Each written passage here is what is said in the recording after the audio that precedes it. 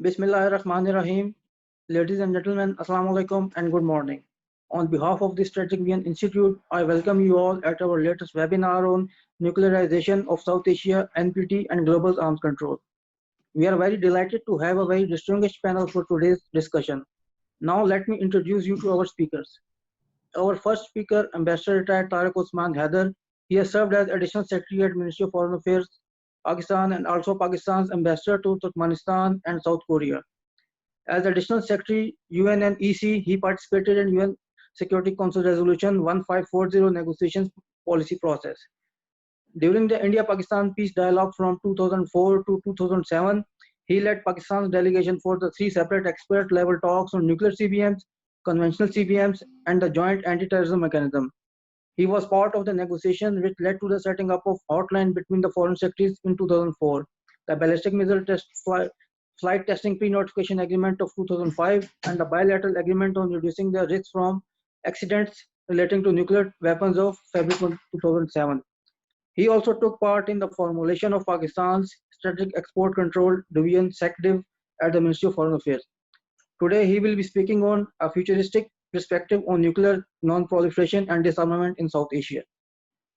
Our next speaker, Dr. Otto Sultan, he is currently serving as the Director, Nuclear and Strategic Current Affairs at the Center for Aerospace and Security Studies, CAS. He works on nuclear arms control and non-proliferation, nuclear strategy and doctrines, cross-domain deterrence, deterrence stability, and nuclear confidence building measures in South Asia. He is the author of book Universalizing Nuclear Non-Proliferation Norms, a regional framework for the South Asian nuclear weapon states. This was published by Pelgrim Macmillan in 2019. He has written several book chapters, research papers, and has contributed op-eds in leading Pakistani newspapers on issues related to national security. Dr. Sultan has served in Pakistan Air Force for over 30 years and had worked at Pakistan's Strategic Plans Division for the last 14 years, where he was Director Arms Control and Disarmament and later as Director Research and Analysis at the Policy Doctrine Strategy branch of the SPD. He is former visiting research fellow at the War Studies Department, King's College London, International Institute for Strategic Studies, London, and Henry L. Stimson Center, Washington, D.C. Dr. Sultan is also co-author of a web portal, Strategic Foresight for Asia, which is a London-based platform publishing policy-relevant analysis on security-related issues.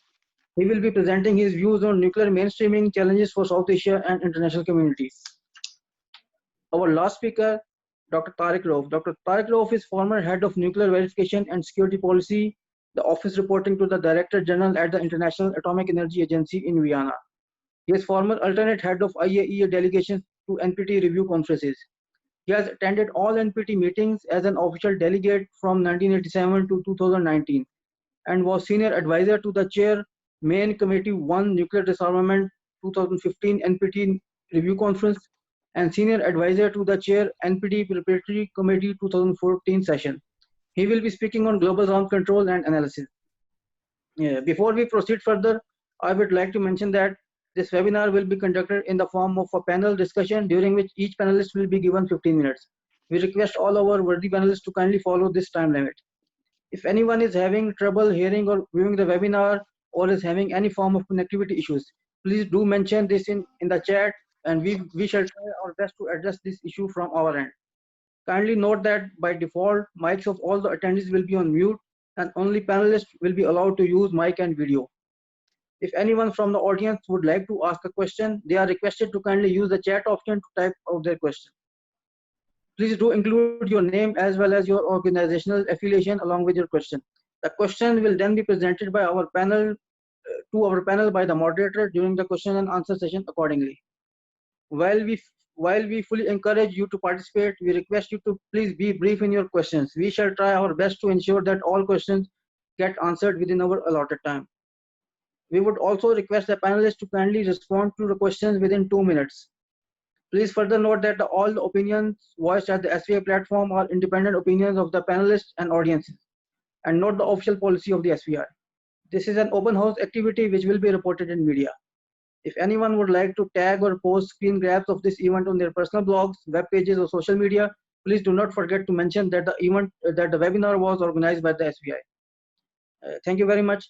Now I invite Dr. Zafar Iqbal Cheema to give his welcome and introductory remarks. Over to you, sir. Thank you, Harris. Thank you very much for your elaborate introduction to the distinguished panelists, excellencies, distinguished participants, learned panelists, colleagues, ladies and gentlemen. It's my privilege to welcome you all to this webinar on nuclearization of South Asia, NPT, and the global arms control. These are very important three subjects on which we will be discussing today.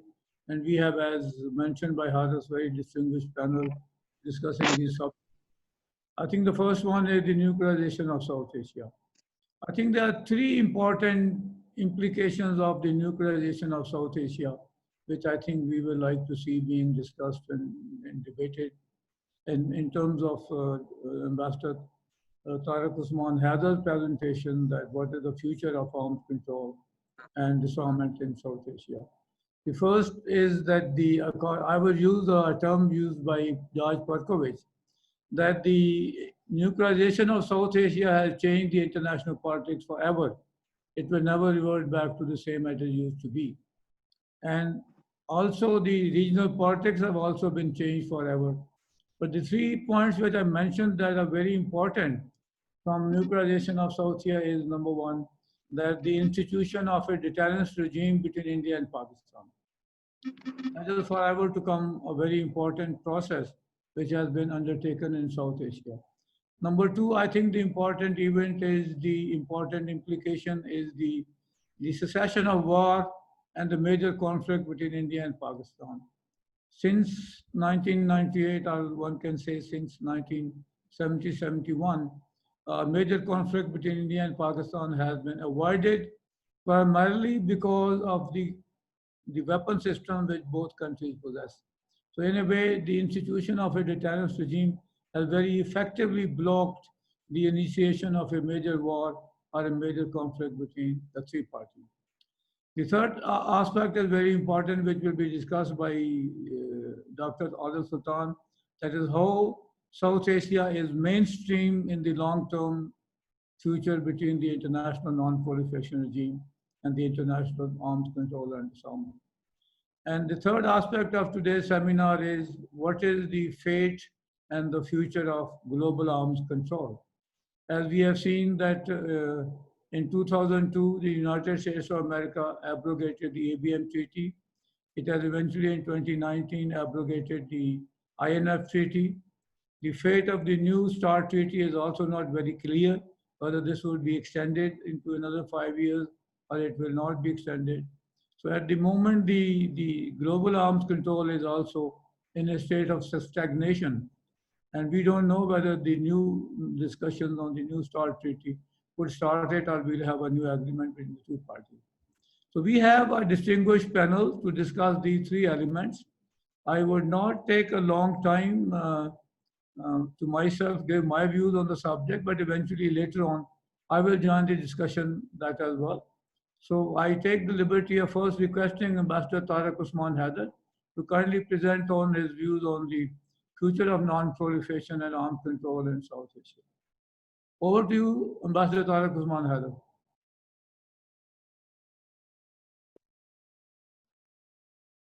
Thank you very much, Professor Cheema. Always a pleasure and privilege to be participating in any SVI activity. To begin my talk now, my panel presentation, I cannot think of a more unpromising topic given the global and regional situation. Looking back, one can think of a number of what-if moments that would have changed South Asian history. What if in 1949, Operation Venus, in which the successful bombing of Baripatnan Bridge to cut off Indian troops in Kashmir had been followed up instead of accepting the ceasefire? What if in 1965, just as Akhnur was for the taking, command had not been transferred from General Akhtar Malik to General Yahya Khan? What if we had dug in and refused to give up the hard-won Kargil heights? Our failure to project Kargil during the Kargil crisis, that the LOC has been a live area in which India has been constantly fighting to improve its position from Zojila to Siachen. but to visualize a situation in the future in which a path might open towards non-proliferation and arms control, let alone disarmament, the topic of my presentation, or given to me in South Asia, is at this stage quite implausible. There have been of late a number of suggestions, most notably by the Stimson Center in off-ramps, suggesting measures that seek to reduce the risk of nuclear war. They contain very few by Pakistani-based academics or strategists. Off-ramps, Stimson calls for military-to-military hotlines. Long-standing Indian proposals which seek to marginalize the civilian governments in Pakistan at a time when India has refused to maintain or use for over a decade the existing CBM, the Foreign Secretary's hotline. India wants to have it both ways, to develop a multiplicity of military-to-military links while decrying that our military, which they project, controls everything and is the main factor for bad bilateral relations and Pakistan's own internal problems as well. Most of these off-ramp proposals, apart from one by Dr. Mansoor on fissile material, seek to box us in to Indian and advantage and to the advantage also of the United States. Are any of these proposals possibly acceptable to us? It has been suggested to us that we could modify some of these proposals to our own advantage. For instance, rather than a joint commission on catastrophic consequences of nuclear weapons use, there could be a joint initiative or commission to study the consequences of escalation of a conflict between the two nuclear armed states, Pakistan and India. I do not agree. End conclusion would be the Indian side would work toward would be that war would be catastrophic.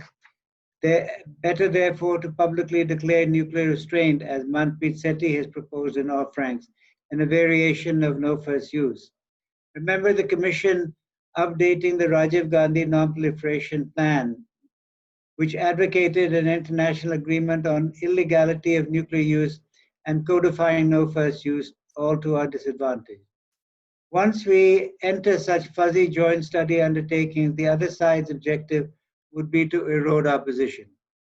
If restraint is a key objective, rather than declarations, India should negotiate on the basis of our long-standing strategic restraint regime, concrete measures and agreements rather than rhetoric. We need to get away from the forms of academic discussions and improbable futures to the realities that dictate the present situation in South Asia and what scope, if any, that they may provide. What are the realities that we and the region seeks? With India's illegal attempt to change the disputed nature of Kashmir and its increased repression in Indian occupied Kashmir and of Muslims within India, there is no scope in the foreseeable future for talks with India. USA, USSR, CBMs, and arms control and transparency agreements were concluded in an earlier era. With different circumstances now, we can analyze how emerging or futuristic technologies, artificial intelligence, cyber warfare, space warfare, autonomous lethal weapons, and global strike weapons will interact and impact the existing capabilities of both countries, India and Pakistan. But again, the impact would be to inject further instability, including challenges to command and control, intensifying, decreasing deterrence and stability, which would be further undermined. Indians in multilateral forums claim that emerging technologies are dual use for socio-economic progress and oppose regulation, unlike Pakistan. We should focus on restrictions and limitations on destabilizing weapon systems and new and emerging technologies. India in multilateral forums claims that the threshold of war has become more dangerous in South Asia. There is indeed a need for more interaction, transparency, and CBMs in South Asia, but India thinks it can fight a war under the nuclear threshold and is not keen to engage this even at the best of times before abrogation of 317 Kashmir. Due to lack of education and socio-economic progress, people in South Asia are becoming more extremist. Off-ramp CBMs focus too much on nuclear. The link between conventional and nuclear has to be clearly recognized, as Pakistan has always maintained. It took a lot of effort to get India to start talks on conventional CBMs when the process started in 2004 of expert level talks on nuclear and conventional CBMs. The quality of leadership has become an increasingly important factor. Pulwama showed the danger of a leader building up and drawing sustenance from nationalistic and jingoistic movements. Global situation is unpromising as the USA and US's arms and Russia arms control measures further unravel and both sides go for modernization of nuclear weapons and their delivery systems. Global and regional are interlinked and in many ways mutually reinforcing. Global consensus for all intents and purposes has almost completely eroded on nuclear disarmament and non-proliferation. NPT review conference has been a failure, the process. Withdrawal from several bilateral and plurilateral agreements by the United States, a major player and influence of normative practices and policy at the global level, has its own effect. Disarmament and non-proliferation have no independent existence. They are a subset of situations on the ground and instruments to promote global peace and security. Pakistan has always been making proposals for stability, security, restraint, and responsibility. Proposals from 1970s till 2000 and again in the nuclear and conventional expert level talks in 2004 onward. Most have been spurned by India.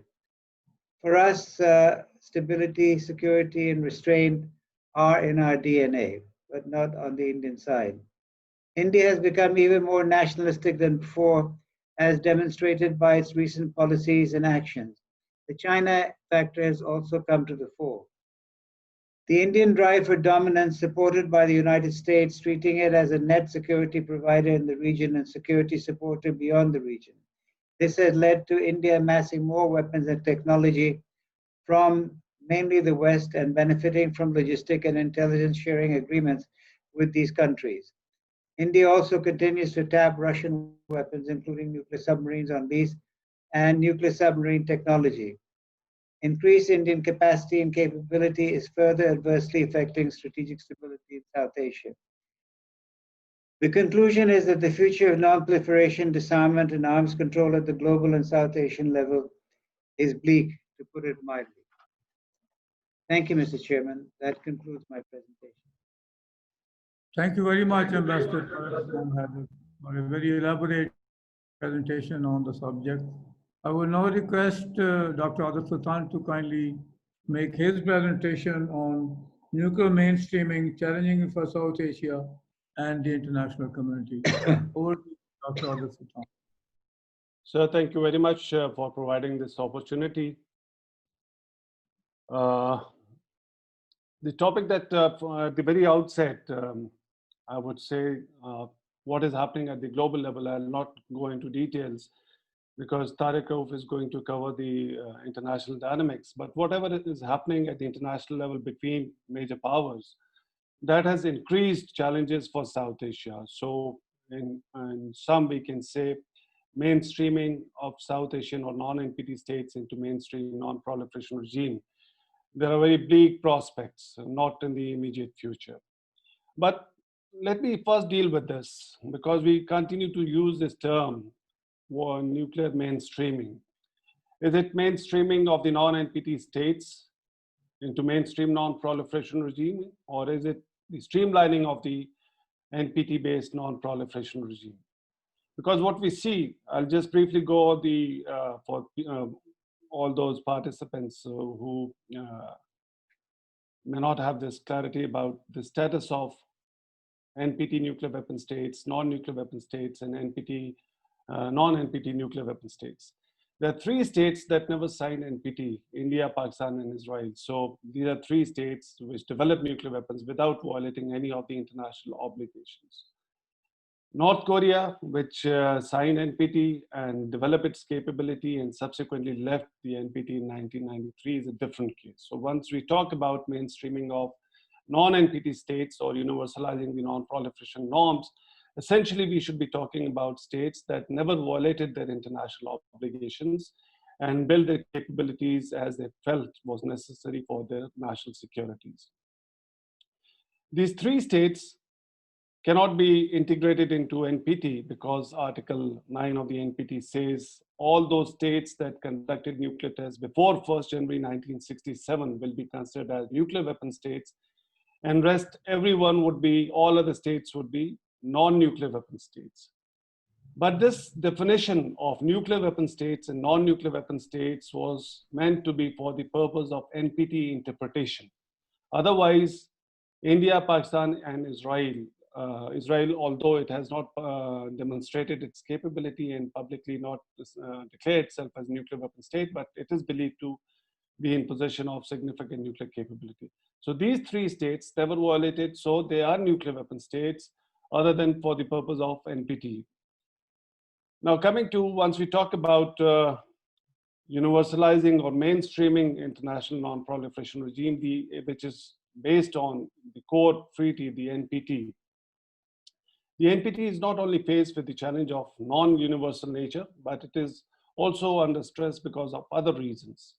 The 5 nuclear weapon states that committed, the 5 NPT recognized nuclear weapon states, that is United States, China, UK, France, and Russia, they committed under the NPT that they will work towards nuclear disarmament. But for the last more than 50, 60 years, there has been no progress. So there is an internal stress within the NPT because of this commitment by the NPT nuclear weapon states, and they are not ready to move forward. Then NPT also faces a challenge of internal compliance. The countries within the NPT that signed the NPT accepted legal obligations, but they were alleged to be not in compliance with the NPT obligations. Iran was one country. North Korea could be bracketed in this category because North Korea built its capability once it was part of the NPT, and later it withdrew. And most recently, we have heard these reports about Sweden. Sweden also joined NPT once it was open for signatures in 67, 60, so it joined probably in 69. But in 72, it did conduct nuclear tests. Now, this is a recent report which came from Sweden by their scholars. Whatever the reasons were, but one can also argue that there could be possibly other states also which were part of the NPT, but not really in compliance with the NPT-related obligations. Why this mainstreaming became a political issue? It all started with July 18, 2005 joint statement between India and United States, where the United States committed that it will help India in its civil nuclear energy needs. Whatever the context, whatever the argument was made, eventually, now we all see that this nuclear India-US nuclear deal, which was part of overall India-US strategic partnership, was in effect meant to build or improve India's conventional and nuclear capabilities. For this nuclear deal, the United States had to amend its own domestic law to finalize the 123 agreement because their own domestic law prohibits nuclear cooperation with a country, a non-NPT country like India.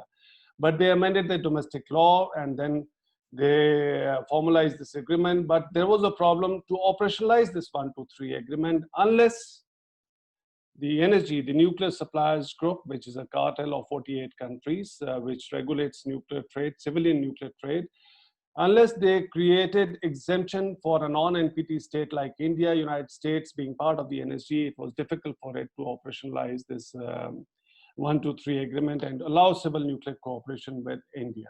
So what they did was, in 2008, they coerced the NSG member states to grant India-specific exemptions so that India can be facilitated with nuclear cooperation with all the members of the Nuclear Suppliers Group. So this is how it became, or it was politicized because exemptions were being created for a country which is alleged to be one of the reasons for the NSG's own creation. So there was a significant discontent within the NSG countries. Many countries, the NPT non-nuclear weapon states especially, who have strong or believe in strong non-proliferation principles, they argued that this was one country for which we agreed to create this informal arrangement. This is not a legal arrangement, the NSG, and now we are being told to create exemption for the very same country. But it happened. US used its political and all diplomatic coercive tools to convince other countries, and India was granted the NSG exemption, and India became eligible. So this was a major turning point, a major distraction from where the leading powers were trying to achieve the objectives of the NPT, and here the United States were trying to create a dissent within the NPT states. This was, and India became the only country without any full scope safeguards, without signing the NPT, eligible for nuclear trade with the NSG. So it created another division. India was non-NPT nuclear weapon states eligible for nuclear cooperation, and whereas there were other non-NPT states like Pakistan and Israel now ineligible for civil nuclear trade. So this division, even within the non-NPT nuclear weapon states, it created unrest amongst these countries, especially Pakistan and Israel. And this is how, besides the countries objecting on the basis of principles of non-proliferation, these countries also objected because Pakistan emerged as the only country now ineligible for nuclear trade with the NSG country. Israel didn't need any NSG approval because it gets whatever it wants from the international community, especially the United States. This was not the end. Subsequently, United States also committed that it will help India, or it will facilitate India's membership in the 4 export control regimes, which essentially controls sensitive trade related to sensitive technologies, nuclear and dual use. The Missile Technology Control Regime, the Australia Group, Wasner Arrangement, and the NSG. Now, this was a major turning point. Granting exemption is something different, and making a country which was responsible for the creation of energy as a member of the NSG or the same group, this would have significantly altered the status of India as a de jure nuclear weapon states without signing the NPT. That meant India would have enjoyed India does enjoy by virtue of the exemption, but by giving that status, India would have been the only country with no arms control, disarmament related obligations under the NPT, which the NPT nuclear weapon states themselves have, the major countries. But India would have emerged as a country without any obligation, but still eligible for all the privileges that the NPT nuclear weapon states have. So this was significant both technically and politically also, because it was eventually, it was a kind of a recognition of India as a nuclear weapon states without any reciprocal obligations.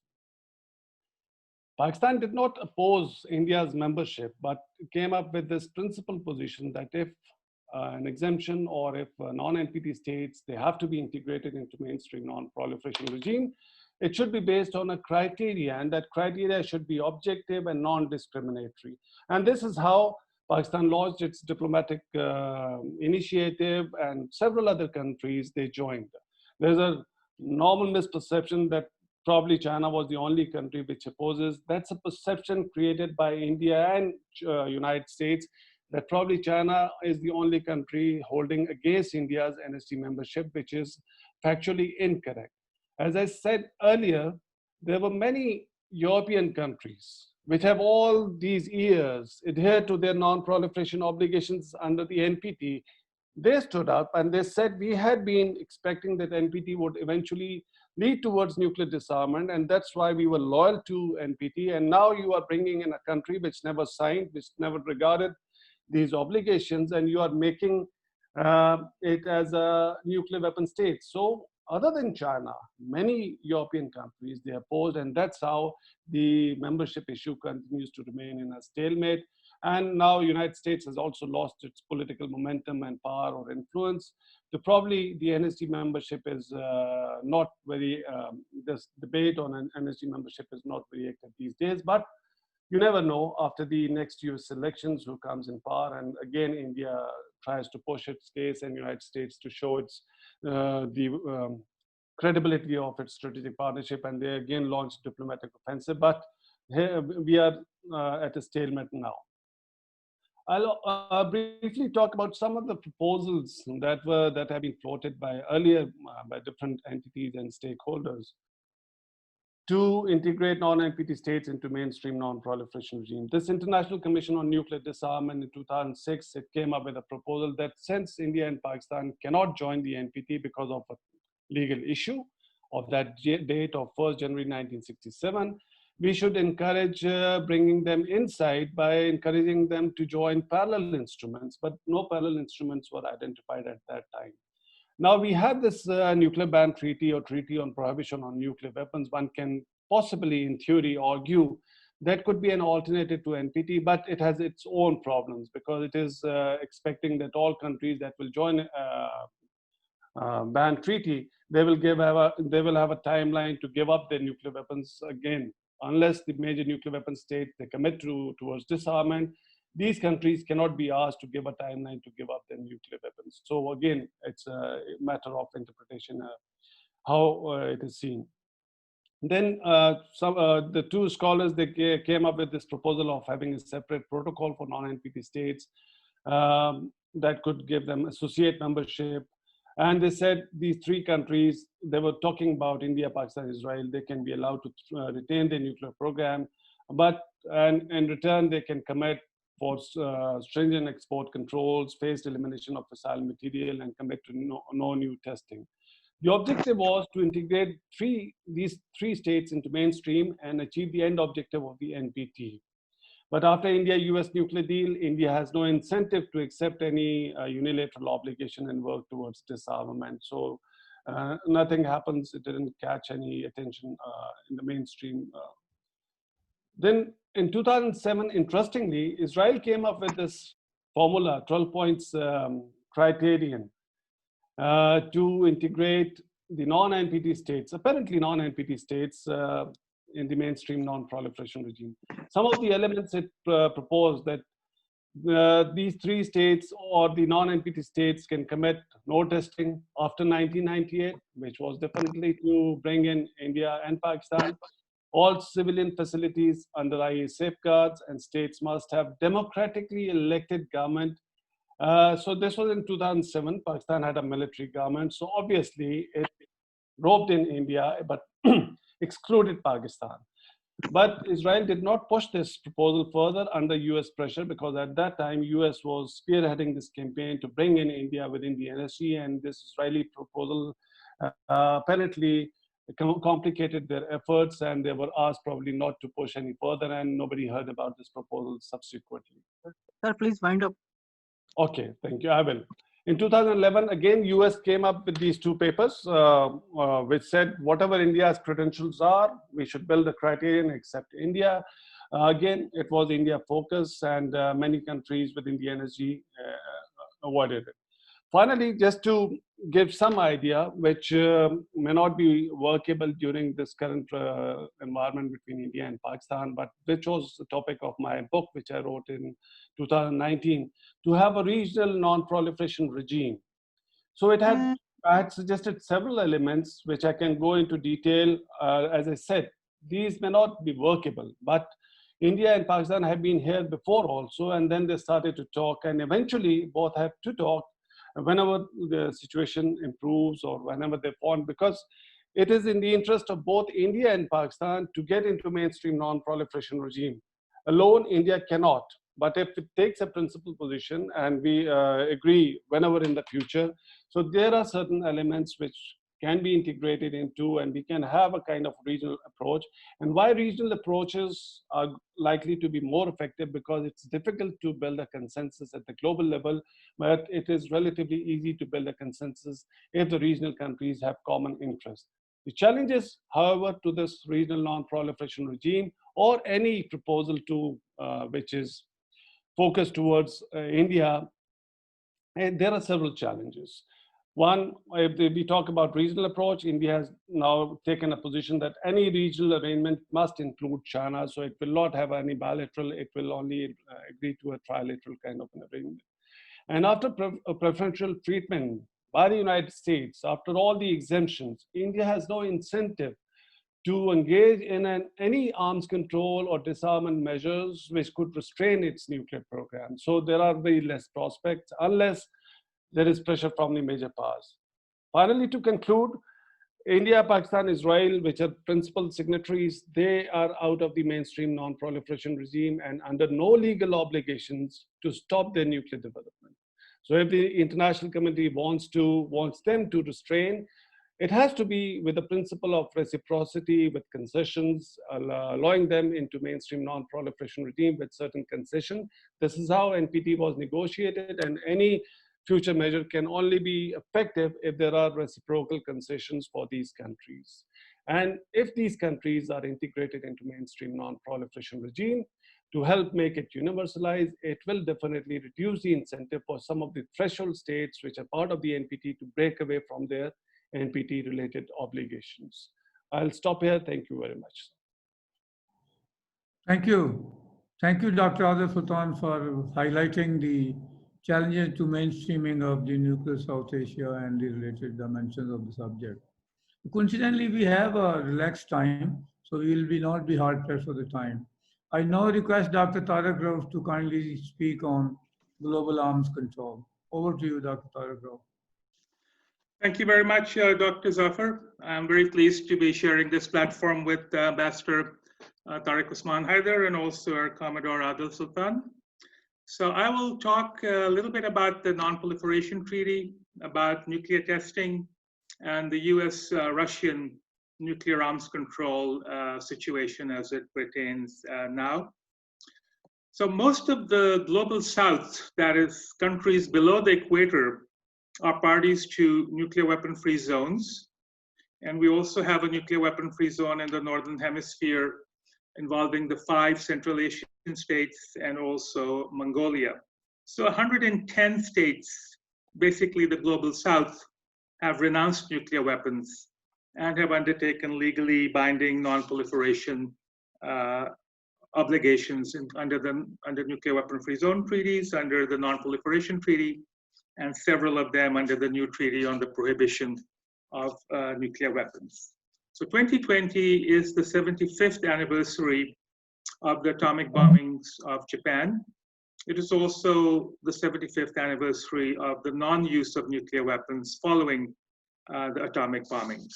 But this so-called nuclear taboo seems to be under some pressure now, as there are some indications that both the United States and the Russian Federation have lowered the threshold for the possible use of nuclear weapons, are developing low-yield nuclear weapons for use in various regional theaters of operations.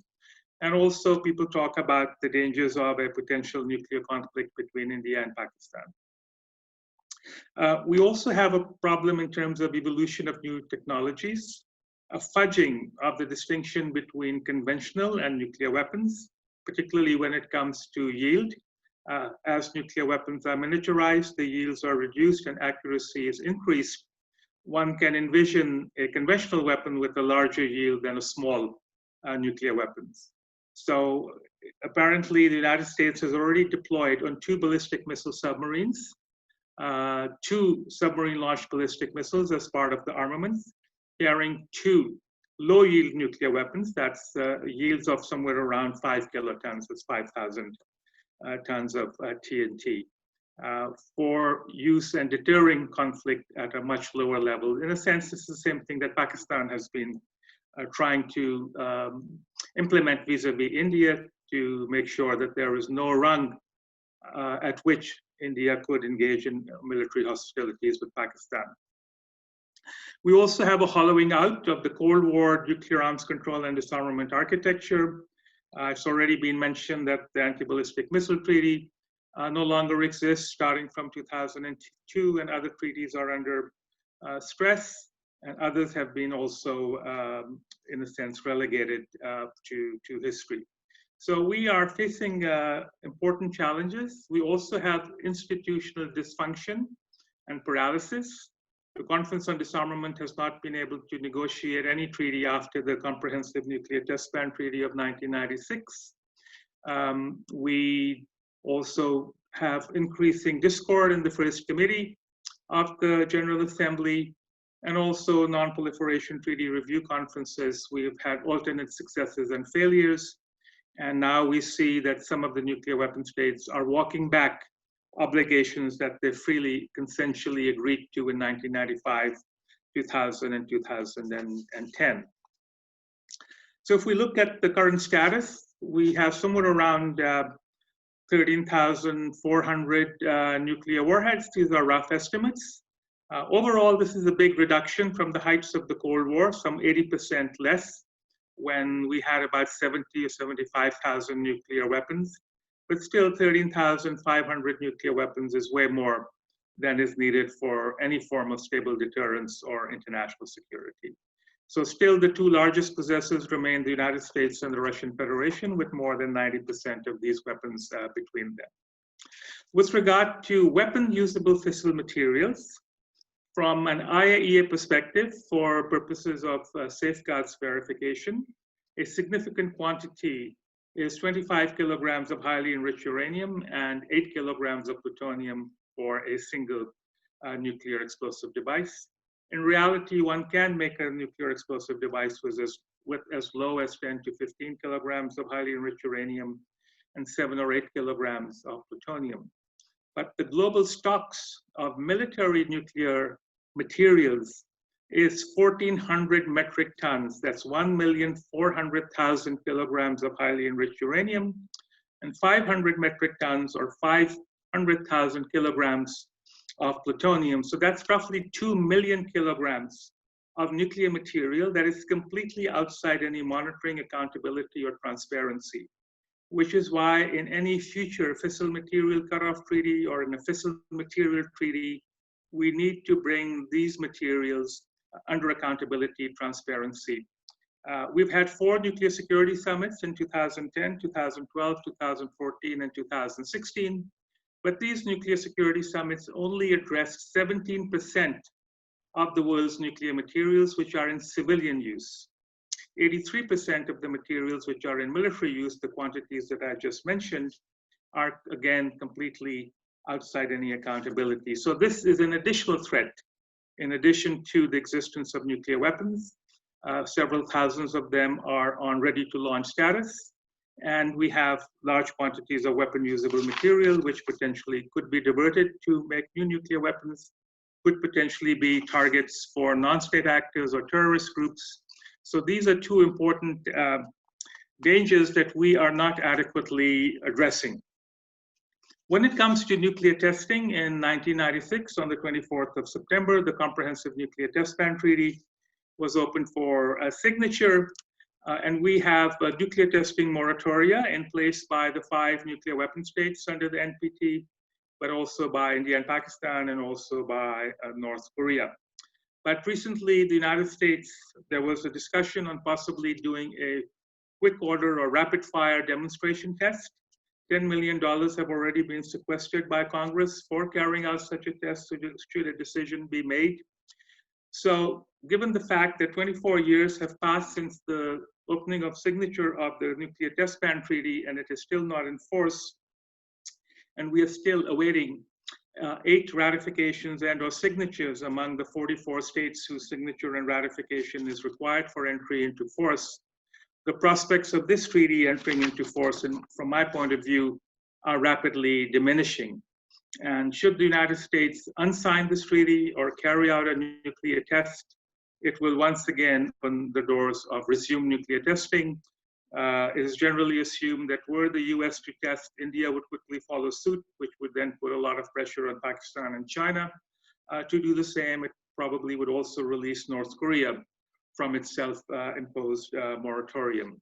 So the nuclear testing moratorium and also the legal treaty, which is not yet in force, both are also under threat.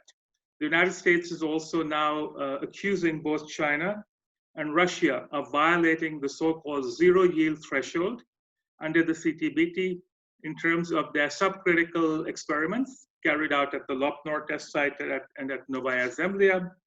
And the argument is that some of these tests might be supercritical tests, which does involve a release of radioactivity. So supercritical or hydronuclear tests are banned under the CTBT. Hydrodynamic tests, which do not involve nuclear material or any release of fissionable materials, are allowed for purposes of stockpile reliability and maintenance.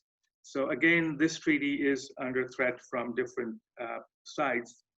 I would argue that perhaps Pakistan should consider signing the CTBT. It would put it in the same status as China and the United States. It could put a reservation that should any country test Pakistan would be released of its obligations to maintain a moratorium and to not test. It could also put in the reservations that it would build the IMS, the monitoring stations, only when monitoring stations are also built in the neighboring countries and so on. So from my point of view, this would put India in a very difficult situation vis-a-vis the CTBT, because India has always rejected the CTBT. I know this is controversial, but these are times of Naya Pakistan and new thinking, so perhaps there could be some thought devoted to this. Next, we come to the Treaty on the Prohibition of Nuclear Weapons. This was voted in by 122 non-nuclear weapon states in July of 2017. It requires 50 states ratification to enter into force. So we are already at 38 states. We require 12 more for entry into force. Now, all 5 NPT nuclear weapon states and the 4 other nuclear armed states all rejected the Treaty on the Prohibition of Nuclear Weapons, as well as the NATO allies, as well as Japan, South Korea, and Australia, which are partners in nuclear alliances with the United States. So this has created a new divide in the international discourse on arms control, as well as in the NPT framework, where the non-nuclear weapon states, building on the humanitarian consequences and environmental consequences of any detonation of nuclear weapons, have pushed through this treaty. Now that the world is undergoing this COVID pandemic, you can see those countries that invested heavily in nuclear weapons did not invest adequately in the healthcare. So in the United States, you see more than 1.5 million people are infected. Nearly 200,000 people have died. It's the same situation proportionally in the United Kingdom. India and Pakistan are not faring very well. We don't know what the situation is in North Korea. So this again pointed to the humanitarian and environmental cost of nuclear weapons, which means a diversion of resources potentially from healthcare and education. And so this might lead to some sort of a rethink if and when we recover from the COVID pandemic, in terms of the capacity of healthcare systems to provide intensive care units and healthcare for such patients. Next, I want to come to the Intermediate and Shorter Range Nuclear Forces Treaty that was signed in December 1987, and it ceased to exist in August of last year. Under this treaty, 2,692 intermediate and short-range ballistic missiles were eliminated verifiably over a period of 10 years, and these were missiles between ranges of 500 to 5,500 kilometers. 846 of these missiles were destroyed by the US and 1,846 by the Soviet Union. Now, both the United States and Russia have been complaining about the INF Treaty in terms of the growth of so-called INF range systems by China, India, Pakistan, Iran, and other countries. So in February 2007, President Putin already complained that the INF Treaty no longer served Russia's security interests, and he proposed multilateralization of the INF Treaty, that all countries that had missiles between the ranges of 500 to 5,500 kilometers should agree to eliminate them. And obviously, this doesn't make much sense, because for countries like India, Pakistan, and Iran, it would not leave them with many missiles in their arsenals, which would be either below 500 kilometers, and they still, at the moment, do not have missiles in excess of 5,500 kilometer range. In 2018, in October, President Trump said that the US would withdraw from the INF Treaty, citing non-compliance by the Russian Federation and also by the growth of China's intermediate and shorter range ballistic missiles. In all, 8 of the world's 9 nuclear armed states operate a total of 61 types of nuclear and conventional missiles that fall within the ranges of 500 to 5,500 kilometers. So the US accusation is that the Russians have developed the so-called 9M729 cruise missile, which has a range in excess of 500 kilometers. The Russian Federation says that the 9M729 cruise missile is a derivative of the 9M728 cruise missile, and it has a range of 480 kilometers. The 728 missile had a range of 490 kilometers, but because the warhead on the 9M729 is a little bit heavier, its range is 480 kilometers, and therefore it is compliant with the INF Treaty. The US believes that it is not, and it has also accused the Russians of already deploying multiple battalions of this missile. And so eventually the US gave notice, and it withdrew from the INF Treaty in August of 2019. And so this treaty no longer exists. The Russians have offered for their part that if no new INF systems are deployed in Europe, they also will not bring in these missiles into the European theater.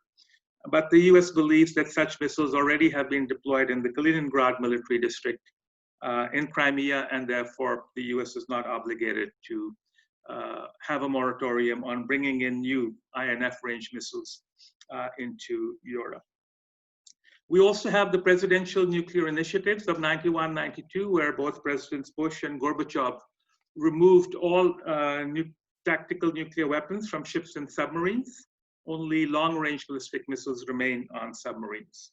The US believes that the Russians are violating this as well, and that they have deployed close-range ballistic missiles and short-range ballistic missiles with nuclear payloads in Europe, and that therefore they're in violation of the presidential nuclear initiatives as well. So this has created yet another point of tension between the United States and the Russian Federation vis-a-vis compliance with nuclear arms control agreements. Now we have the New START agreement, which was signed under President Obama. It replaced the 1991 START I agreement. This treaty will expire on the 5th of February 2021, but it can be extended by a simple signature by the 2 presidents for another 5 years.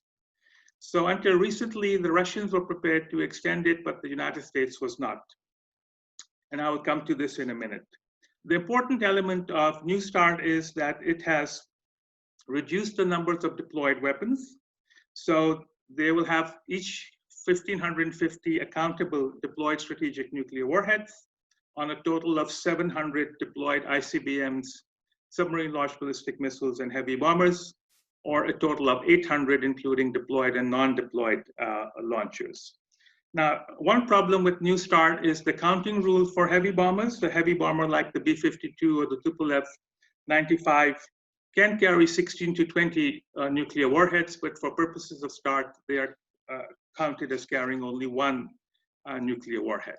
Now, both countries are complying with New START and are under the limits of New START. So Russia has, instead of 600, 485 launches. Instead of 1,550 warheads, they have 1,326 deployed warheads.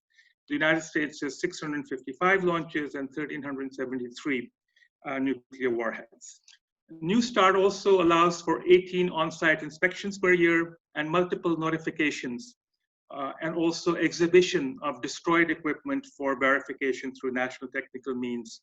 So were New START not to be renewed, this would again be a major step backward. The United States wants to bring in China to the negotiating table for the next round.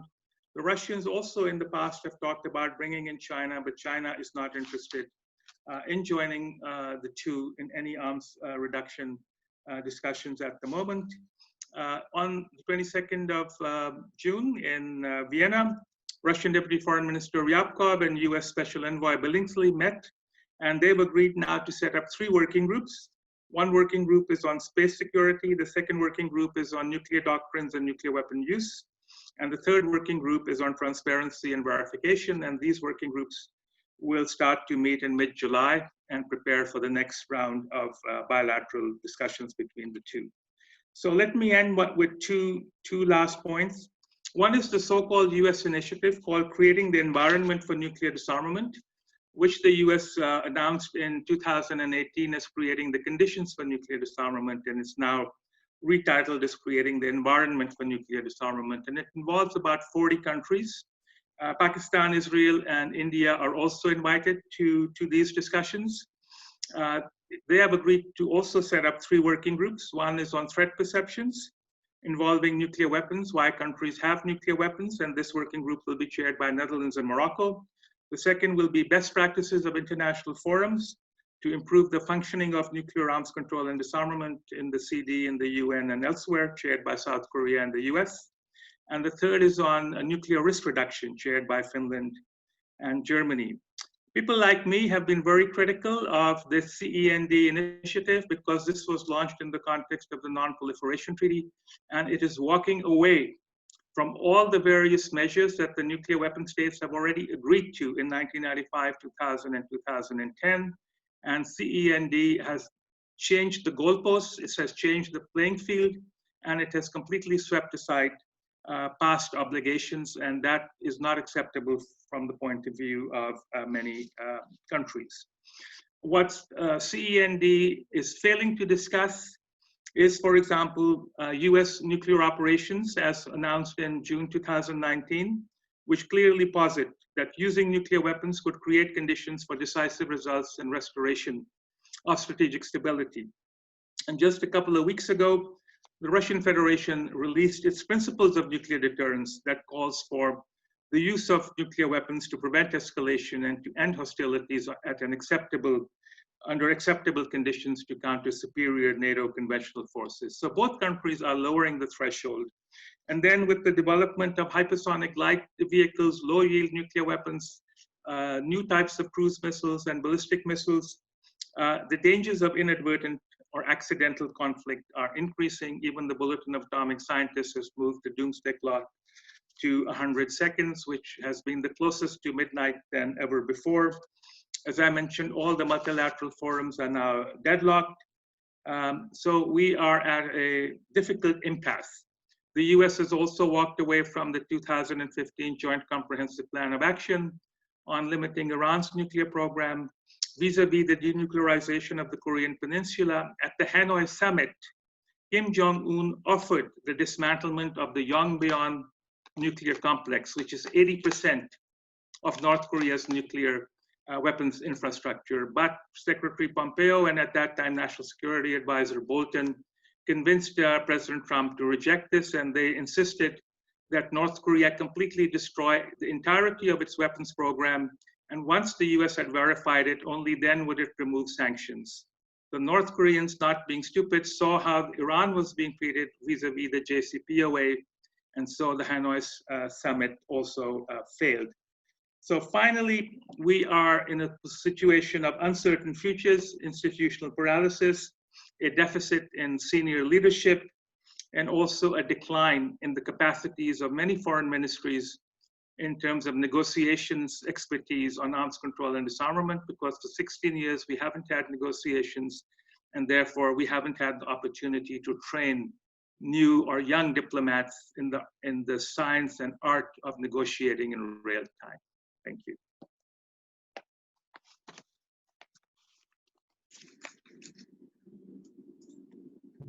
Discussion on the global arms control.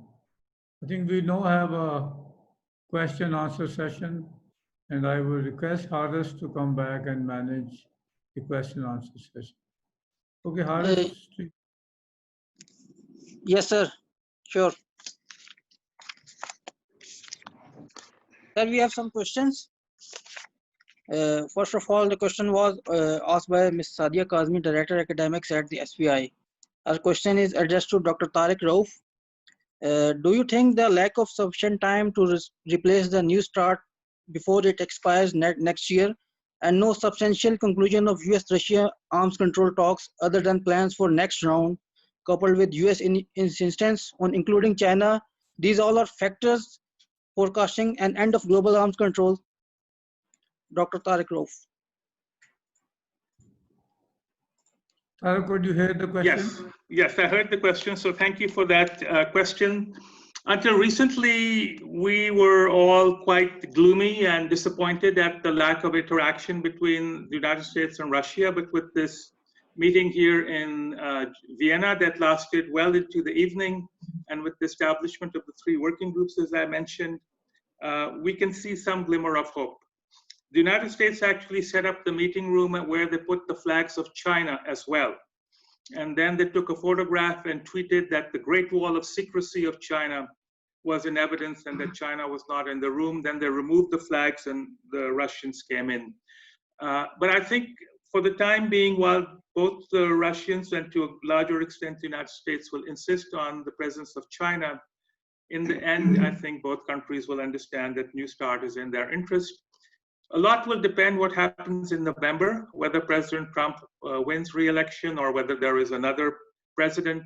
So it is possible that a new president who would take over on the 20th of January 2021 would still have about 2 weeks to extend New START. That's being very optimistic, but under the circumstances, that's the best we can hope for.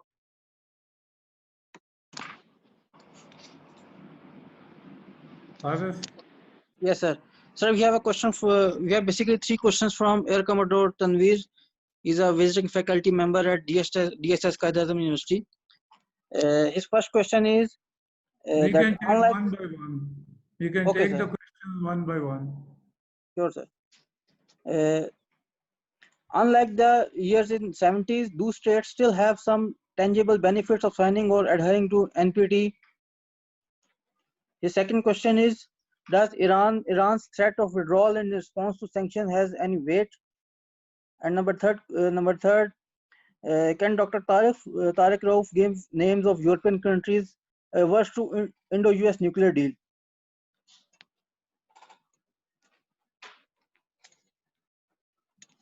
Does it make some understanding? Who would you like to? So I still think, you know, there are 191 countries that are party to the NPT. The vast majority of them benefit from technical cooperation under the International Atomic Energy Agency. There are 848 technical cooperation projects. The agency is helping more than 100 countries with respect to COVID testing using a nuclear technique. Safeguards are applied at non-nuclear weapon states, and for a lot of the non-nuclear weapon states, it's important that their neighbors are not developing nuclear weapons. Without the NPT, we would not be able to hold Iraq, Iran, Syria, or Libya to account for their nuclear programs. So where the NPT has failed to deliver is on nuclear disarmament. But Article 6, the disarmament article, is the weakest article in the treaty. It only calls for negotiations in good faith. There is no time limit, and as I was just mentioning, the non-nuclear weapon states had managed to get a number of obligations and measures agreed in previous review conferences, but the weapon states are walking away from those, so that is a big that is a big problem. With regard to Pakistan's membership in the NSG, there are many countries which might be willing to accept India, but they draw the line on Pakistan. And because Pakistan has had very active diplomacy, they will tell the Pakistani delegates to their face, don't worry, we will support you, and we can understand bringing in India and Pakistan both together. But once their back is turned to other people, they will say, India maybe, Pakistan never. It's also interesting that Pakistan has been a victim of the nuclear suppliers group. When I was at the IAEA, we had to work to get a loose part monitor for the Kano plant released, because for 5 years it had been held up, and this was a safety issue. Pakistan also wanted to buy rubberized paint for civil nuclear facilities. That was also not provided. It took a lot of effort by the Director General at that time, Al-Baradeh, to have it released. So for me, it's a little bit surprising that Pakistan pitches its tent outside every nuclear suppliers group meeting with its credentials. But I can understand where Pakistan is coming from. On the other hand, nobody's willing to sell Pakistan a nuclear power plant. The Russians will sell it for money. Pakistan doesn't have it. The French will sell their EPR, the European pressurized reactor, 1,600 megawatts for billions of dollars. Pakistan doesn't have the money. So the only supplier is China, and China can continue to supply without the nuclear suppliers group. So from that point of view, I don't think there's much to gain vis-a-vis Pakistan being in the nuclear suppliers group. And as I think Ambassador Hyder or Dr. Adil pointed out, the nuclear suppliers group is in breach of its own criteria of allowing India in, and in allowing, in allowing the Indian exemption.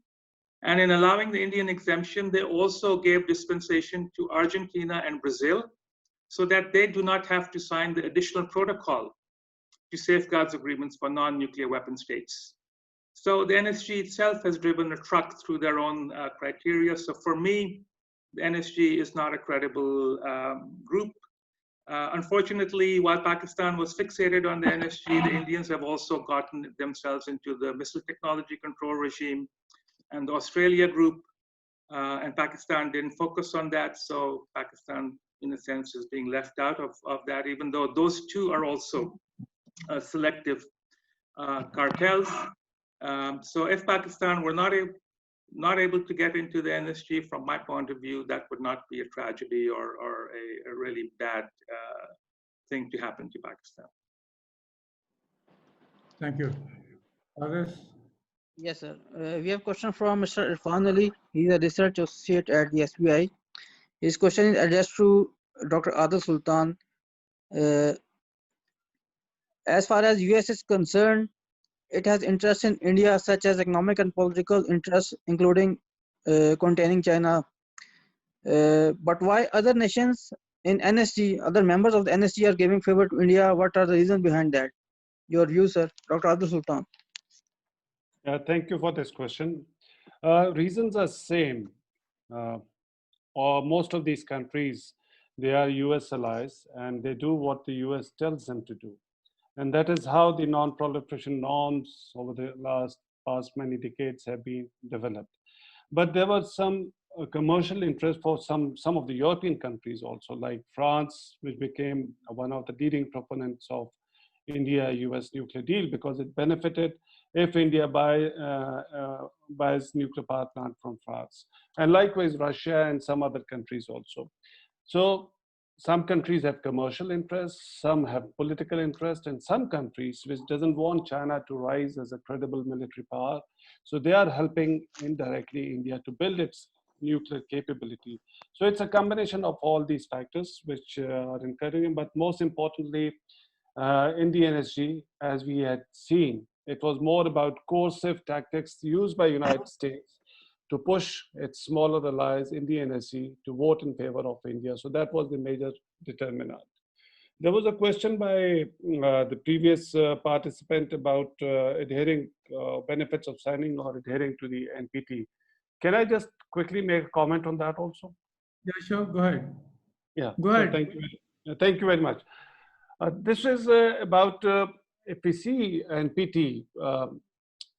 NPT in its current form probably is not delivering what it was intended to deliver, that is to achieve the goal of global nuclear disarmament. But NPT has also has some dividends, that it has prevented more states from acquiring nuclear capability. So one should not totally discard, because without NPT-based global non-proliferation regime, probably there would have been a chaos, and we should give some credit to the NPT. But this doesn't suggest that Pakistan or India or we should be signing NPT or considering adhering to the NPT. The argument is now we are far away from that. Before 1998 or before even once the NPT negotiations had started, we should remember that Pakistan was strong proponent of joining the NPT only if India decided to join. This was the same argument where many European countries or the Western countries also took, because if your neighbor doesn't build nuclear weapon and joins the NPT and takes upon legal obligation, it safeguards your neighborhood. So that was the principle that Pakistan also supported. So we have to see in that context. But after 1998, it is not possible to give up nuclear weapons and join as non-nuclear weapon state. But it is in the interest of these even non-NPT nuclear weapon states to prevent further proliferation of nuclear weapons or more states acquiring nuclear weapons in their neighborhood or at the global level, because you don't want to have this nuclear anarchy. So if you want to have a rule-based system, you need to have some alternate arrangements. So that's where this whole debate about the NSG criterion and new initiatives also came in, and Pakistan did support. And just to give you an example, for example, in 2016, Pakistan did suggest that we can agree to a bilateral test ban treaty if India agrees, because the objective is same, that we don't need to build more, let's restrain, but this has to be reciprocal. That means in return for certain concessions. Remember, the NPT original bargain was a grand bargain in which certain concessions were given. So if we talk about any arms control arrangement or the NPT, it can only be considered by countries like Pakistan and India if there is the principle of reciprocity and recognition of their status. But in current form, yes, if you say the NPT which has been discredited, no, but some alternate arrangement where these non-NPT states are also brought into mainstream non-proliferation regime in return for certain concessions, yes, that can work, and that would be good for the regional and international security. Thank you. Arif? Sir, we have a question from Mr. Husham Ahmed, a senior official at Ministry of Foreign Affairs. His question is addressed to Dr. Tariq Rauf.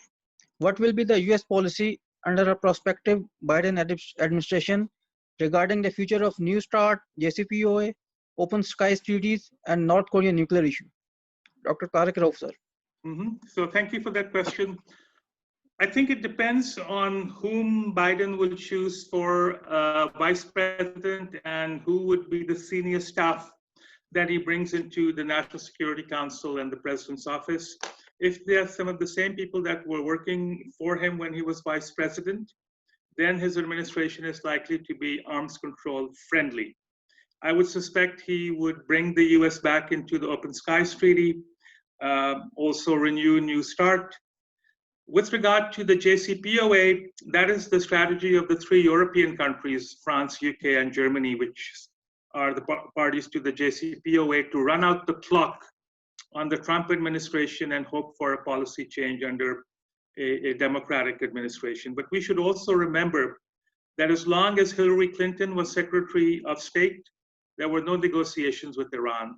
These only started when John Kerry became Secretary of State.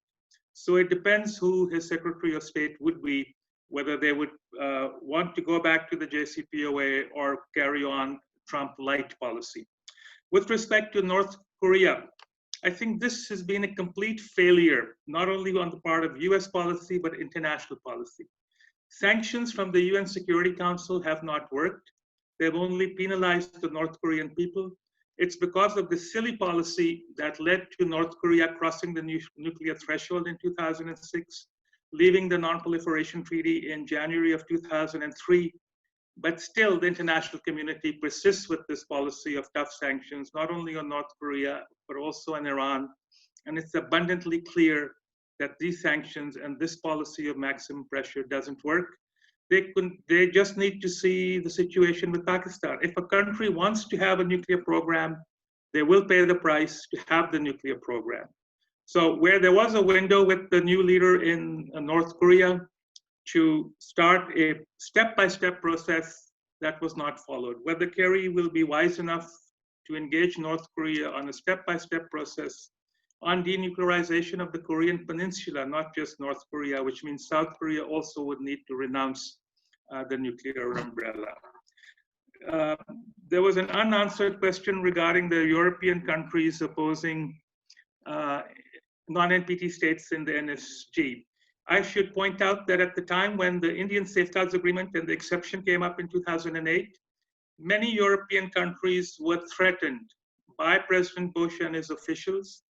I can't name them, but several ambassadors in Vienna got phone calls either from their prime ministers or chancellors or foreign ministers threatening them that were they not to support the required action on the NSG, they would be fired from their posts. But once the Bush administration had disappeared, Some of these ambassadors who still remain in office or are part of the decision-making structure have come back out, and they are quite bruised, and they will not support bringing India into the NSG. But I would not like to mention the names of those countries. Okay.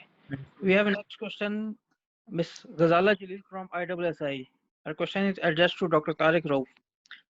So the arms control arrangements are being dismantled, and great powers are going for new arms race by developing new nuclear weapons, offensive space-based capability.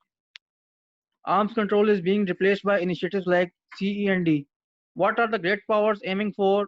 More instability and potential for conflict. Dr. Tariq Rauf, sir. I will give a brief answer, but I would also like to hear what Ambassador Tariq Osman Hyder has to say on this. So as I mentioned, creating the environment for nuclear disarmament is solely a US initiative. Many non-nuclear weapon states that have gone to attend it did so because many felt they could not say no to an invitation by the US, particularly the Trump administration. A few of them joined CEND because they wanted to change it or influence change from being inside the tent rather than outside the tent. Countries like India and Pakistan were only too happy to go to CEND because at last they were sitting on the same table as the big five and they had achieved nirvana. So India and Pakistan are happy as hell going to CEND, but I really don't see what they will gain from it because their concerns will not be addressed in CEND. But if they want to go, fine. If you Google, you will find that I have derided CEND as thinking of butterflies, unicorns, and rainbows or some such thing, because it is designed only to be a talk shop, to postpone any agreement on measures, and to discard the agreed measures that we already have on the table on nuclear risk reduction, de-alerting of nuclear weapons, bringing in non-strategic nuclear weapons into the dialogue, and many other things. All you have to do is look at the final documents from the review conferences of the NPT of 2000 and 2010. The menu is there, but the nuclear weapon states, particularly the United States, but then also supported to a large extent by Russia in certain cases and by China in some other cases, they only agreed to this in order to get a successful outcome, but they had no intention of delivering on their promises. So this damages the entire fabric of trust in international diplomacy and in reaching agreements, and the whole concept of pacta sunt servanda, that states are responsible for implementing their agreements. But I'd also like to hear Ambassador Osman Hyder's views on this.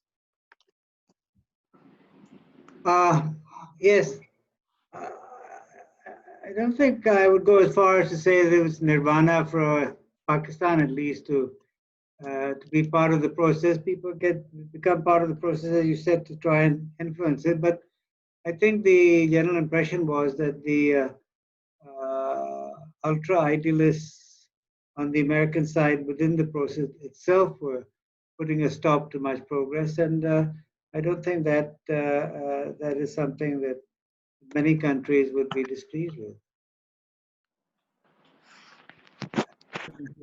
Thank you, Dr. We also have that. Yes, Arif, do we have more questions? Yes, sir, we have some questions.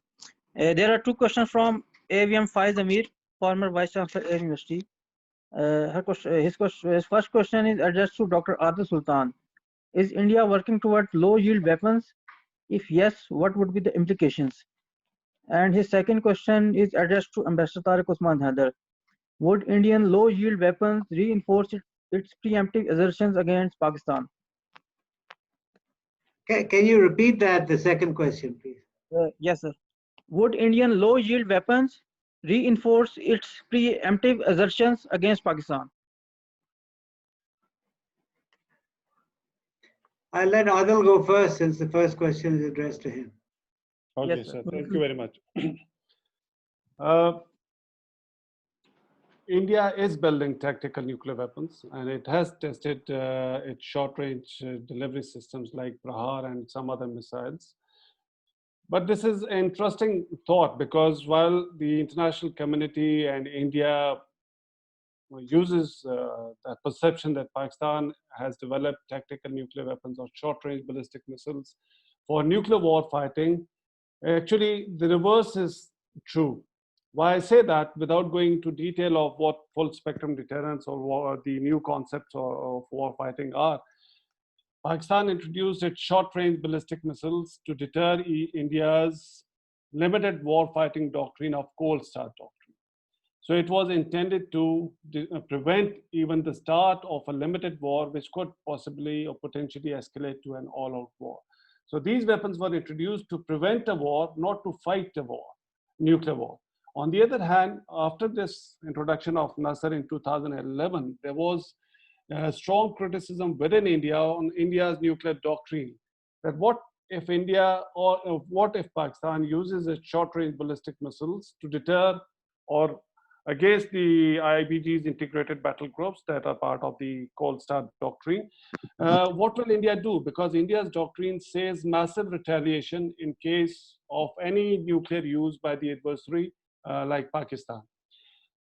Yes, India could do massive retaliation, but this would have been a disproportionate response, and in return, whatever would be left, Pakistan would definitely. So this brought an interesting discussion within India on the need to have a proportionate response and develop its short-range missiles like Prahar and tactical nuclear weapons, other tactical nuclear weapons, to engage in a limited nuclear war fighting.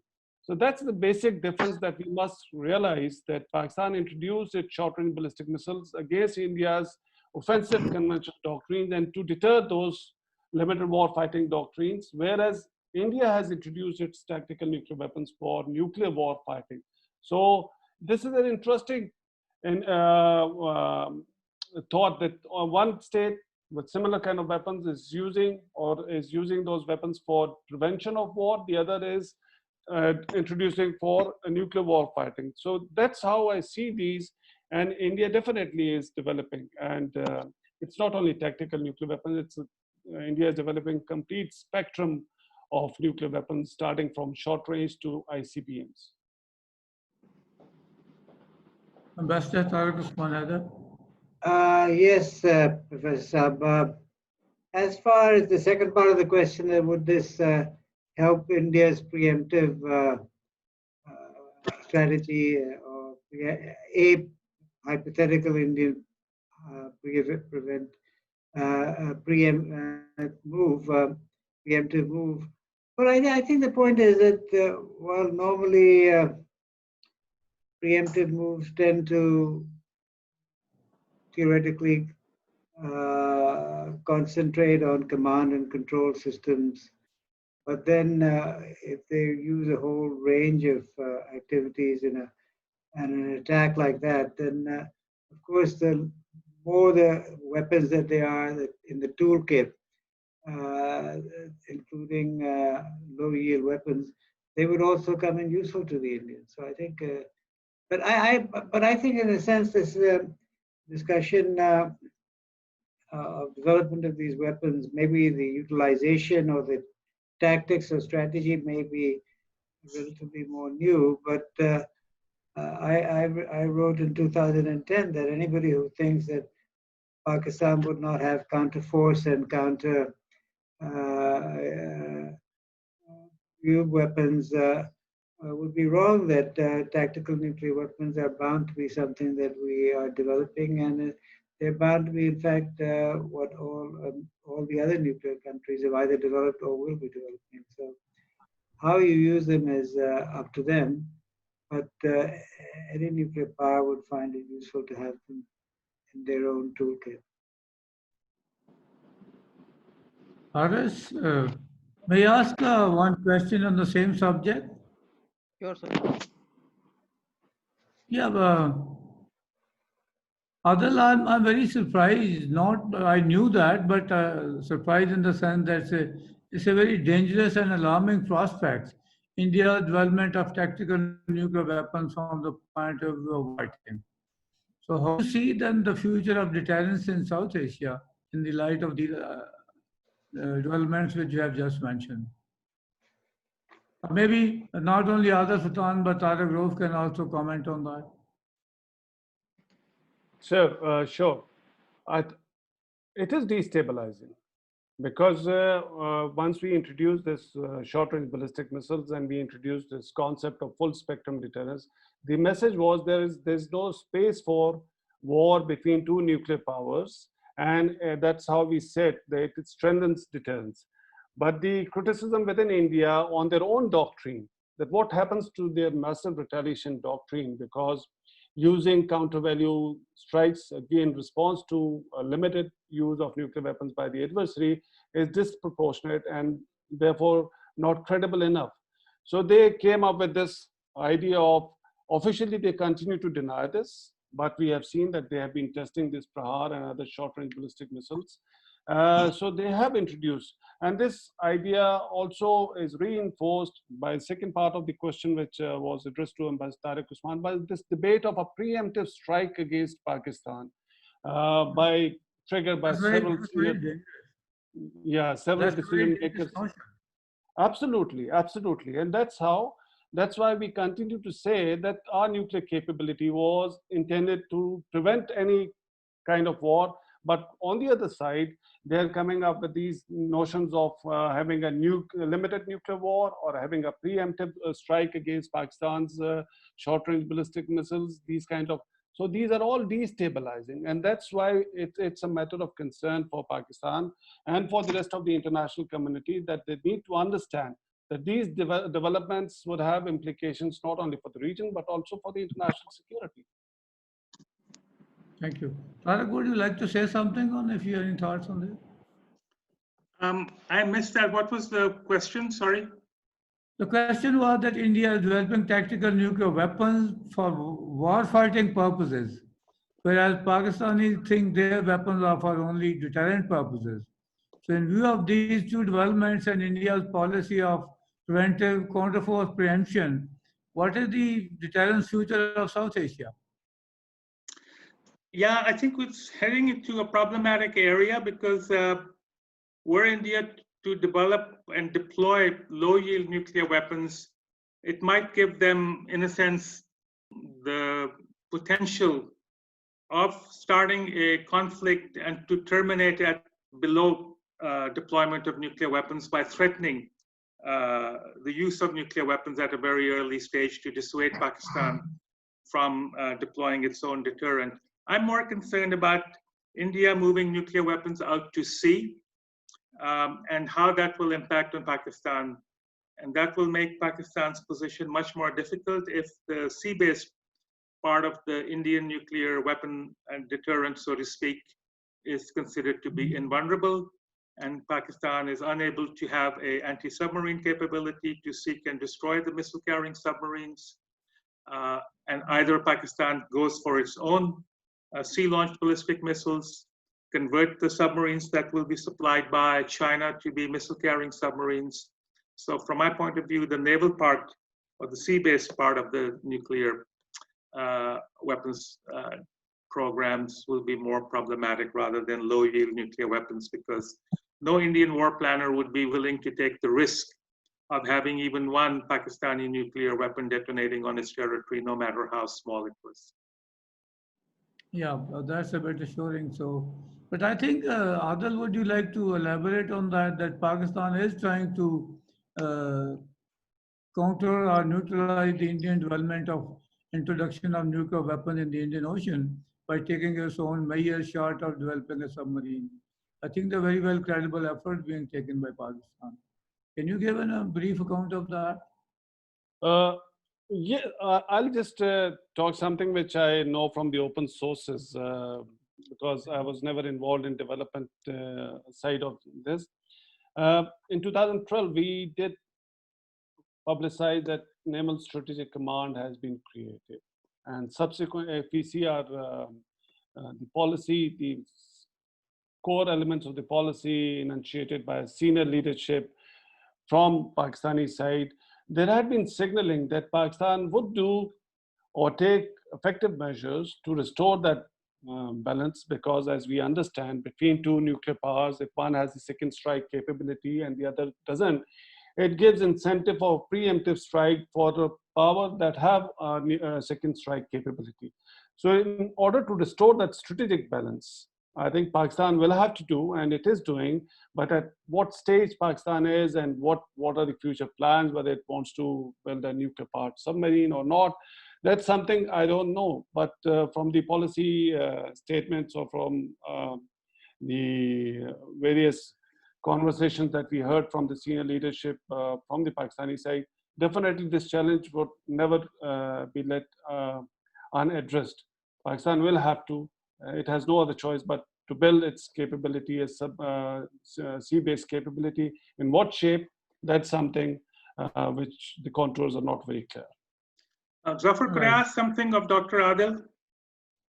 Yeah, please, sure.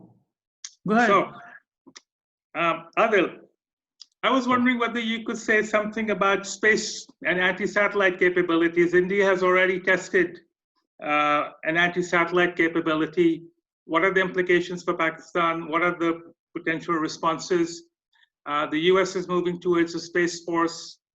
India has demonstrated an impressive capability in space. It was able to reach Mars, although its satellite didn't orbit Mars, but it got to Mars in the first attempt. So that shows a certain capability. So India is claiming to be a spacefaring nation. So where does that leave Pakistan, since you work for the Center for Aerospace Studies? I knew this would come because of my affiliation with CAS, Center for Aerospace and Security Studies. But I'm mainly a nuclear guy, so I would tend to deal with every issue with nuclear deterrence. But you flew planes, didn't you? Yes, it is. I think that's one area that Pakistan has to concentrate, and because this is the future. For now, Pakistan doesn't have the resources, the technical capability, and obviously access to this technology.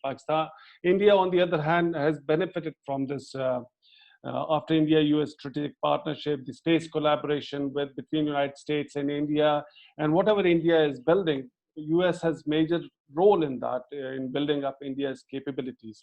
Pakistan, for now, does not have the resources because it needs lots of money to venture into space-related activities. But for the future, long-term future, there's no escape from it.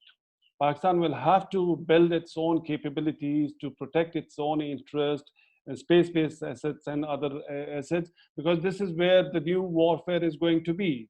It's probably more likely to be in the space. In what form, in what shape, the still contours are not very clear. But I'm not very concerned about India's one-off demonstration of its potential of shooting down a satellite. But eventually, India will build more. It will improve its capability, and Pakistan just cannot ignore that. But just demonstrating of this capability doesn't mean that India would actually try and take some coercive or offensive actions in whatever in future if Pakistan launches its satellites. There are other means also. As we have seen, the new technologies are evolving. You don't need to necessarily build your own anti-satellite capabilities. Probably if we start working on this, we could have much cheaper solutions to counter that India's capability. But I agree in principle that this is one area that Pakistan has to, and there's no escape from it. We have to venture into space. I'd like to add something to that, if I may. Yeah, please go ahead. Yeah, I've always advocated and in fact written to the government, etc., from 2002 onwards that we should have a space launch capability, and we should actually space launch, because it would have given a great boost to morale to be able to launch satellites. There are countries like North Korea, not very successfully, or Iran, semi-successfully, have been launching satellites. India's been launching satellites from 2008. And it wouldn't have been that difficult. It's still not that difficult. If you take a Shaheen rocket and strap on two Auris and add a third stage, it has been possible for the last many years. Maybe it's a question of financial resources. Maybe it's a question of vision. But I think Saparco, which in the beginning, when it was launching rockets at Samyani Beach, was really quite far ahead in South Asia. It's really fallen behind, and it has not been able to come up with a space launch vehicle. I think it's a big problem and failure on its part? I would like to say that India's development of anti-satellite capability is still in a test phase. It has not been operationalized as such. It's a Sorry, I potential. just want to say space launch, not anti-satellite, but first of all, you have to be able to launch satellite before you can even think of knocking them down. So at the moment, it's not an emergent threat to Pakistan. It's a threat for the foreseeable future, which I agree with. Pakistan has to cater for that. But at the moment, Pakistan is developing very credible option in the introduction of the India's nuclear weapons in the Indian Ocean region and India's other capabilities. So I think we are better off in that deterrent equation with India, not that bad off. Haris, do you have any more questions? Yes, sir. We have 3 questions remaining. Can There you were quickly questions. wind up? Yes, sir. Please. There was a question from General Said Mohammad Awais. His question is addressed to Dr. Adil Sultan. Can Pakistan meet the challenges of nuclear mainstreaming under the present economic environment? If not, what are the options to remain viable in this regard? Sir, may I? Sir, there are 2 other questions. We can ask Adil quickly to answer this question and we'll go one by one. Over to you, Dr. Adil Sultan. Have you heard the question? Yes, I heard the question and I requested Vas if he could elaborate, because the challenges of mainstreaming, linking it with the financial situation that we are, I think I could not make out. That's why I requested if he could elaborate his question. But if you can. Okay, by the time we'll come back to you after we have elaboration. So Haris, you can go on the second question. And by the time you can clarify with General Vice what exactly the question is. Sure, sir. We have a question from Ms. Huma Rahman from CISS. Her question is directed to Dr. Tariq Rauf. It is related to the role of China as a reluctant third party in US-Russia arms control negotiations. What would be the pros and cons of having China on the table in terms of confidence-building measures, impact on their strategic interests, etc.? Dr. Tariq Rauf, sir. So thank you for that question. China has said that it will not be coerced either by the United States or Russia to join in any nuclear arms control discussions, but it has hinted at a possible trilateral framework, which could be at one level equal ceilings on combined totals of land and air-based INF range missiles, counting nuclear, conventional, and dual-use systems with flexibility to mix between the categories.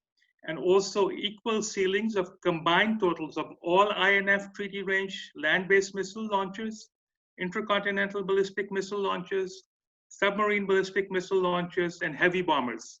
So you lump in all delivery systems, intermediate, short range, and long range, with flexibility to mix. So otherwise, 95% of China's missiles would be captured under an INF type of agreement. And China has also hinted that it would be interested in a comprehensive trilateral dialogue on nuclear risk reduction, impact of new technologies on strategic stability, and also talk about missile defenses, conventional hypersonic weapons, counter space technologies, cyber weapons, artificial intelligence, and autonomous weapon systems that affect the credibility of the nuclear deterrent. And finally, China wants fair, equal, concrete proposals necessary to start a process with commitments to long-term efforts to build negotiating capacities, because China doesn't have that negotiating capacity for detailed negotiations on strategic nuclear weapons, and also to address the entrenched fears of all sides, particularly now that the US has embarked on an all-front Cold War against China, and also to cultivate nuanced understandings about threat perceptions of the different parties. Thank you. Haris, next. Yes, sir. Haris, can I respond to General West's question? Sure, sir, sure. Yeah, I think what I can make out, he's saying what are the challenges for Pakistan of mainstreaming in present economic environment. Probably the impression that I got was that India was encouraged to become part of the NSG or given an exemption because India had the resources to buy nuclear power plants from outside countries. And Pakistan, since does not have that capital, so there would be less interest. So that's the understanding from the question that I got. My impression is that becoming member of the NSG was not about buying nuclear power plants.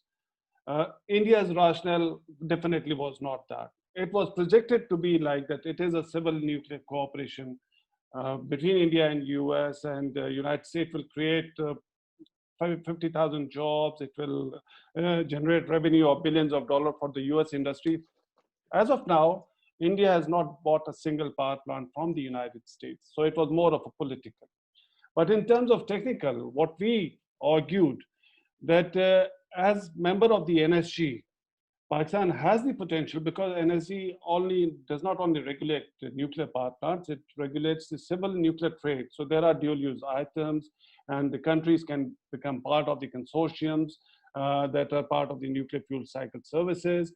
Since Pakistan has that expertise of over the last 70 years in the nuclear field, and that was our argument, that if we are part of the mainstream NSG or the non-proliferation regime, we could benefit reciprocally, like Pakistan can. In the past, Pakistan, as Tariq Rauf also said, certain parts which were related to civil nuclear power plants, the loose part monitoring, and those were even denied. So once you are in the mainstream non-proliferation regime or the part of the NSG, probably such barriers would be less.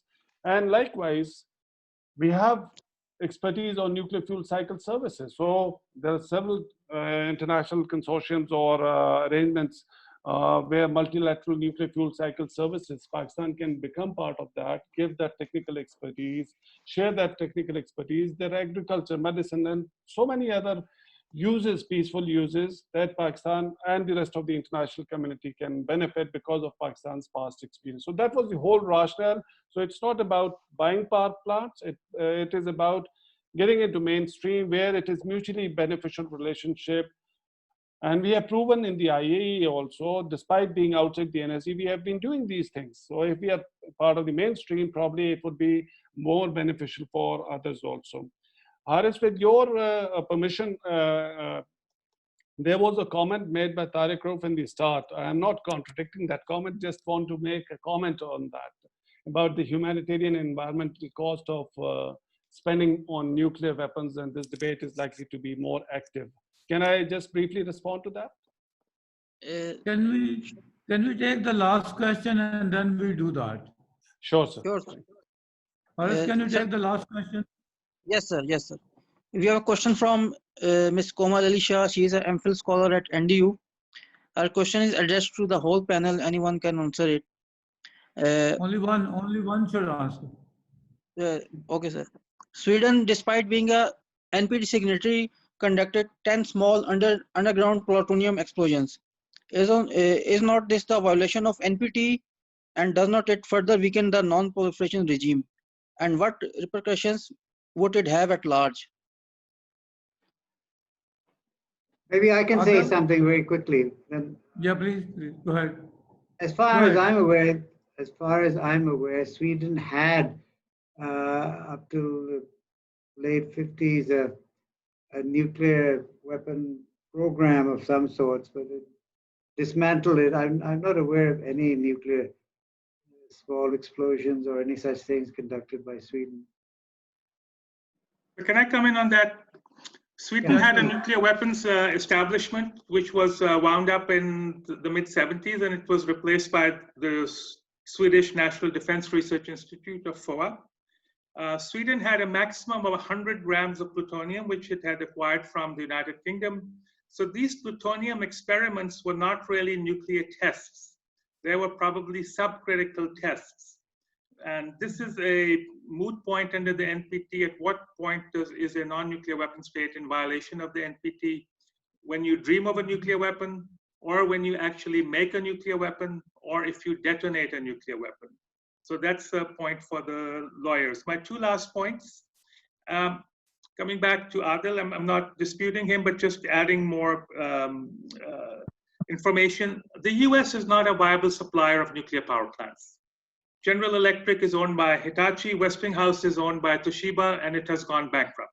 So the United States hasn't sold a reactor in decades. It has only made 2 nuclear reactors for its own market. So it was never a viable supplier of any nuclear item to India. This was more part of a containment strategy of building up India vis-a-vis China, and also appealing to India's vanities of being a large regional power and all this nonsense about Indo-Pacific and junk like that. Finally, Pakistan used to attend NPT meetings as a non-state party. We have on record a statement by Ambassador Ahmad Kamal to the 1995 review conference. So I would recommend Pakistan go back and sit in NPT review conferences as a non-state party and make all the points that it wants to make about the NSG, about contributing to the nuclear fuel cycle, about the threat from India, etc., etc. Because once you're outside the room, you don't have the same opportunity. When you're inside the room, people will be less critical. You have an opportunity to make your point. Nobody's asking Pakistan to join the NPT. Nobody's asking Pakistan to surrender any of its nuclear capability. And the same goes vis-a-vis the CTBT. So I think we need new thinking in Pakistan. We need not to be the same old ruts, and be more progressive and change the narrative while maintaining the so-called red lines. Thank you. Thank you. Thank you. Adil, would you like to say something? Or no, it is okay? Yeah, sure, sir. I agree with Tariq, the comment that he made earlier, that there is going to be more focus on nuclear weapons because of this humanitarian and environmental impact. Recently, there was a report by International Campaign to Abolish Nuclear Weapons, which is a consortium of various NGOs and working to abolish nuclear weapons. And one of the leading proponents of, or the originator of the treaty to ban nuclear weapons, or treaty to prohibit nuclear weapons, or the ban treaty. So they published a report that enough is enough, that so much billions of dollars are being spent by all the nuclear weapon states, and almost, I think, stated figure of over $70 billion annually are being spent by nuclear weapon states. And if the nuclear, if the nuclear weapons are banned, so this money would be saved for other causes, or the social development and humanitarian causes. This could be true for countries which are spending billions and billions annually to maintain the nuclear arsenal, but it also reverses the rationale for countries like Pakistan, because according to that, according to that report, and which I cannot endorse because I'm not privy to what Pakistan actually spends, it says that Pakistan is spending $1 billion and India is spending around $1.2 billion. Both India and Pakistan are believed to be in possession of almost same number of nuclear weapons, which again I cannot endorse because I'm not privy to, but various international reports suggest that India has 150 and Pakistan has 160. So if you see, India is spending double the amount, that is $2.3 billion in 2019, and Pakistan had reportedly spent $1 billion in maintaining the same nuclear weapons. And the dividends that Pakistan gets, India has a conventional defense spending of over $71 billion, and Pakistan has around $10.25 billion. So it's a huge asymmetry in conventional spending. Pakistan cannot match that. But by spending half of what India is spending on nuclear capability, Pakistan is getting the dividends, both in terms of strengthening its conventional and the nuclear deterrence. So the whole rationale that this spending is a waste, for countries like Pakistan, it has more dividends, that because you can afford to spend the rest of the amount for social development or other causes, while your deterrence capabilities, even this minimal amount of $1 billion, if it is true, is giving that space against an adversary which has 7 times more the conventional budget and twice the nuclear budget. So this was my argument. Yes, there is going to be more focus, but there is going to be more interest for countries like Pakistan to maintain spending this. Thank you very much. Hala, do you have something more to say, or we just close it? We should close it. We are running for... Yes, sir. We should close it. Okay, thank you. I would like to make a very brief statement on deterrence equation between India and Pakistan as we've been discussing it.